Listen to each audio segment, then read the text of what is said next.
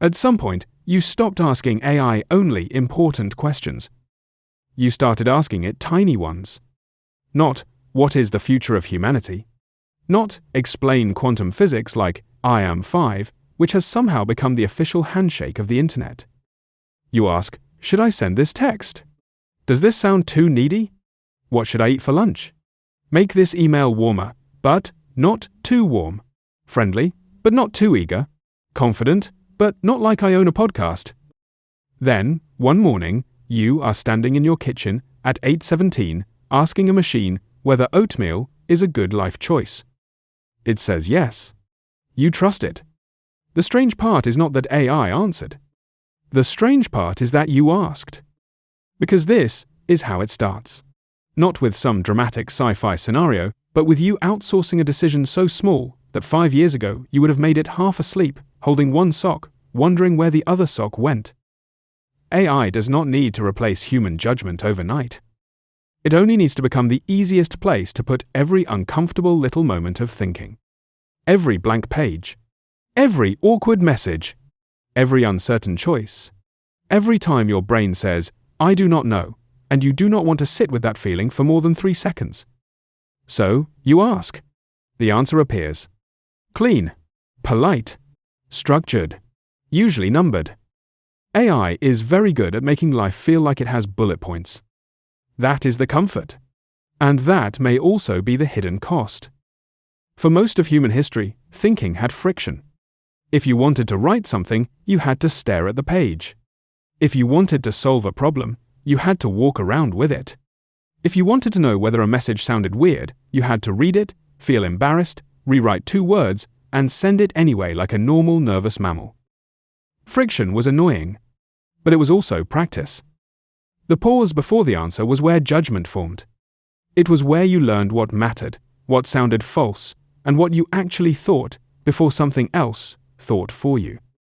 Then AI arrived and removed the pause. Now the first move is often not think.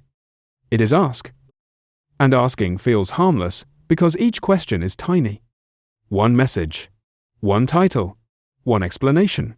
One reply to someone named Greg from accounting who wrote, "Thoughts?" and ruined your afternoon. No single prompt feels like a life choice. But habits almost never announce themselves as life choices. They arrive dressed as convenience. We have been outsourcing parts of our minds for a long time. In 2011, researchers studied what became known as the online search effect. Their work suggested that when people expected information to be available later, they were less likely to remember the information itself and more likely to remember where to find it. The internet did not just give us more facts. It changed what our brains considered worth storing. That made sense. Why memorize every fact when a search engine can retrieve it? Why remember a phone number when your phone remembers everyone, including people you probably moved on from years ago? The problem is not offloading. The problem is what we offload without noticing. Search engines helped us offload facts. Navigation apps helped us offload routes. Autocorrect helped us offload spelling, sometimes into very strange sentences. AI is different because it does not only hold information, it offers judgment. It suggests tone. It ranks options. It explains what you should do, how you should feel about it, and, if you ask nicely, how to make it sound like it was your idea all along. It is not just a library. It is a very confident friend who has read the entire internet and has never once said, "Actually, I might be projecting." That confidence matters. A research team surveyed 319 knowledge workers and collected 936 examples of how people used generative AI at work. They found that higher confidence in AI was associated with less critical thinking, while higher confidence in one's own ability was associated with more. That does not mean AI automatically makes people less thoughtful. The study looked at reported work practices, not a direct measurement showing judgment switching off in real time. But the pattern is important. When people trusted the tool more, they tended to check less. When they trusted themselves more, they engaged more. And AI is most tempting when you feel least certain. When you are tired. When the question is fuzzy. When you want the answer to sound mature before you have actually decided what you think. The machine sounds calm. You do not. so you borrow its calm. This is why dependence is hard to see. AI is not useless. It helps. It drafts faster, explains faster, brainstorms faster, and turns your half-formed idea into something another human can understand. Nobody gets attached to a tool because it fails all the time. You get attached because it works often enough to become the default.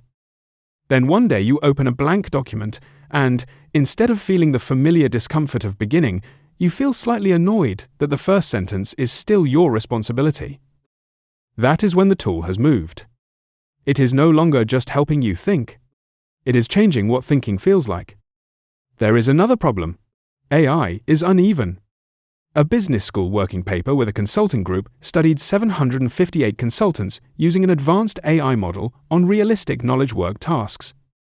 On tasks inside the tool's strengths, people using AI completed more work, did it faster, and produced higher quality results. But on a complex task outside the tool's capability, people using AI were less likely to reach the correct answer than people without AI. The researchers called this the jagged technological frontier. AI does not fail in a neat, obvious way. It can handle something that looks hard, then stumble on something that looks easy. It can write a persuasive paragraph while quietly misunderstanding the part that matters. That is why it matters for everyday judgment. If a calculator says 2 + 2 = 7, you notice. If a navigation app sends you to an unexpected address, you usually notice. But if AI gives a confident explanation of a messy human problem, the error can hide inside the fluency. It does not look wrong. It looks finished. And finished is seductive. Most of the time, our minds do not crave truth first. They crave closure. The open loop is closed. The message is written. The decision has 3 options. The fog in your head has become a clean little map. But a map can be clean and still point to the wrong place. Research on AI reliance keeps circling this concern. In one behavioral experiment, published in Computers in Human Behavior, people could over-rely on AI advice even when it conflicted with contextual information and their own assessment. The issue was not only whether the advice was good, it was how quickly people treated it as something to lean on. This is where the hidden cost becomes personal. Asking AI everything does not just change your answers. It changes your relationship with the moment before the answer. That moment is uncomfortable. It is where you do not know yet. It is where you choose a word, make a guess, tolerate awkwardness, or admit that the problem is not ready to be solved. It is also where a lot of human intelligence lives. Think about the last time you almost sent a message, stopped, and rewrote it yourself. That small edit was not just communication. It was social judgment. You were modeling another person's reaction. You were balancing honesty and kindness. You were learning your own voice by hearing where it sounded false. Now imagine outsourcing that every time. After a while, the question is not, can AI write like me? The question is, can I still tell when it doesn't? The same thing happens with decisions. If you ask AI which job to take, which apology sounds right, or whether you are reading too much into something, you may get a useful mirror. You may also get a beautifully formatted shortcut around the work of knowing yourself. Because some questions are not asking for information. They are asking for ownership. And ownership cannot be outsourced without a cost. This does not mean you should stop using AI. That would be too simple, and honestly, very inconvenient. Use AI for drafts. Use it for options. Use it to challenge your thinking, summarize a mess, translate a technical paper, or show you a different angle. But be careful when you start using it to avoid the first uncomfortable minute of thought. That minute matters. It is where your brain struggles before it receives help. It is where you discover what you already believe. It is where an answer becomes yours instead of something you accepted because it arrived quickly. Maybe the healthier rule is not never ask AI.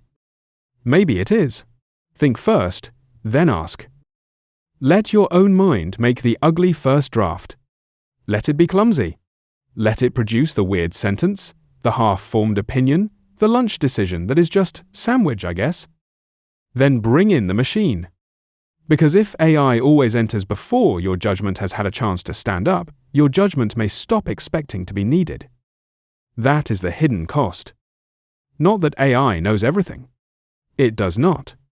Not that humans should proudly struggle with every tiny task forever. We should not. Some tasks deserve to be automated as much as possible, and if a machine wants to help with routine paperwork, let it handle that admin work quietly. The real cost is quieter. It is the slow transformation of "I do not know yet" from a normal human state into an emergency that must be resolved immediately. It is the loss of patience with your own unfinished thoughts. It is forgetting that confusion is not always a bug. Sometimes it is the beginning of understanding.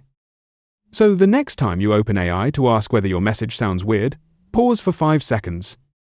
Read it yourself. Let it sound weird.